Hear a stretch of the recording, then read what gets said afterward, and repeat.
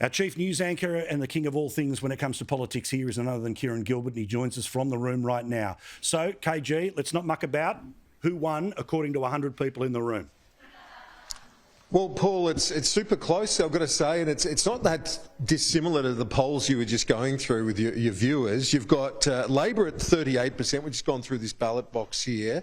The Liberals, 34%, 38-34, 28 still undecided. So that sort of reinforces your argument about that very large other number. So even after a room of listening to that debate for a good hour, 28% of those here tonight still undecided. So I think, as I say, further support for that argument about a big vote for independence, for minor parties in this upcoming election. I couldn't agree with you more about Matthew Guy either.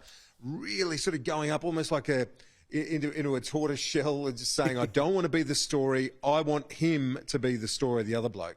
Yeah, I mean, you've hosted many of these. You've seen every one of them like me. I don't know if I've seen about a third remain undecided. I know there's always been a number, and there's always something a bit frustrating about if you literally look at these blokes for an hour and can't decide, well, good luck. Somebody else is going to walk with you to the box. But even after that experience, literally basically a third of the room, what does that tell you? Again, that feels very unusual for these things.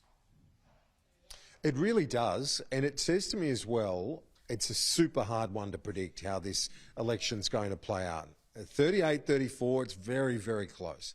28% undecided says to me there's a lot of people going to be voting elsewhere. How do those preferences all play out? We know the Liberals are preferencing the Greens over Labor, so this is going to be a long night. I think Saturday night, Paul, is first and foremost. And when it comes to the way this campaign is run, and reinforced again by the event tonight, both sides are making Daniel Andrews the story, which I can't remember in many years covering politics. Apparently the same thing happened back in '99 with Jeff Kennett's loss to Brax. Maybe we might see history repeat with an unlikely win for the underdog. Who knows? Well, again, I just want to talk about the other data that's around there, right?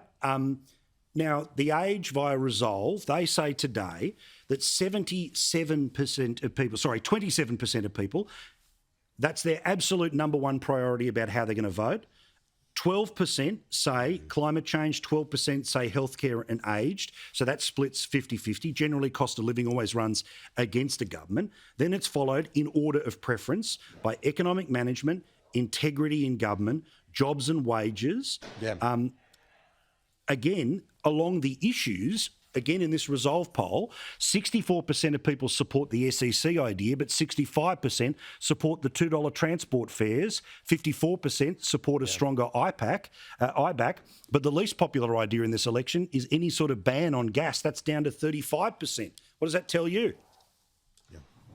Well, I've got to say, that integrity point you've referenced there, it surprised me as well that Matthew Guy didn't go harder on that, because it is resonating.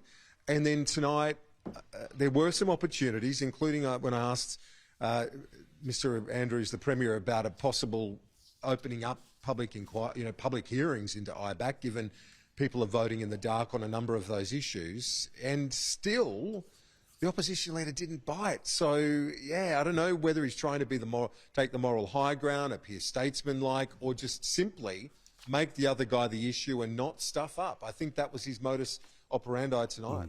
I reckon his bet here was that he wasn't going to be able to create a moment through conflict. You created the moment by the what question would you ask each other. Andrews kind of fluffed that. Guy had a nice clean one, which means there's a good grab for breakfast TV. However, really, if Andrews wants to say it's a win at 38 or Guy wants to say it's a win at 34, we'll pay attention to about a third of the room that's still up there. So fascinating. You, Peter Credlin and the whole team, Saturday night. Looking forward to it here at Sky News. Thank you, KG.